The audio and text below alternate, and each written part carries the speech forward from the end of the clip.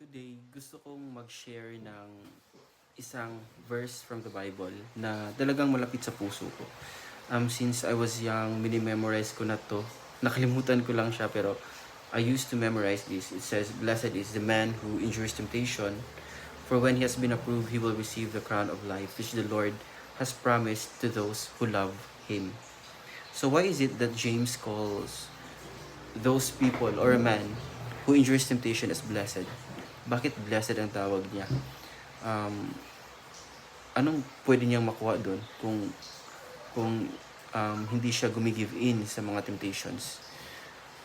Just like in our society today, sa balita nakikita natin yung mga flood control projects ng government, ghost lang pala, wala palang ganun. So yung mga taong kakuntsaba doon, sila yung mga taong gaman sa pera, ganun. So they give in to the temptation to have to possess money in a way that is illegal and unethical. So yung mga tao yung hindi yun sila blessed. So ang blessed is yung contrary. So yung mga taong may ganon na mga tukso, for example, or sa asawa, let's make it more simple. So kung may asawa ka na, nagkakagusto ka sa iba at yung taong yun nagkakagusto din sa'yo. Pero dahil may takot ka sa Diyos, hindi ka nakikipagrelasyon. So, iniiwasan mo, hindi ka nagigive in kasi mahal mo ang Diyos. So, ang tawag sa taong ganon na hindi nagpapadala sa tukso, ang tawag sa kanya is blessed. Bakit sila blessed? No? Actually, I have read that already. It says, "For when he has been approved, he will receive the crown of life, which the Lord has promised to those who love Him." So, ganun pala. So, if hindi ka nagigive in sa mga tukso,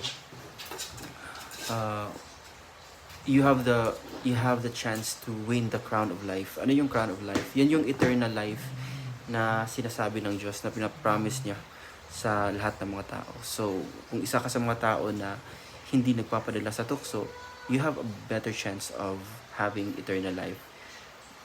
Sa buhay natin ngayon, it's only like 70 or 80 years old, tapos mamamatay na tayo.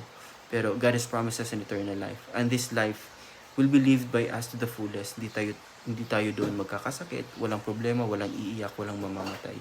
So that's something that I want to share because I really believe in that.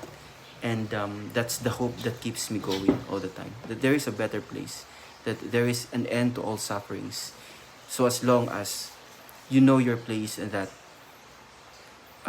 you will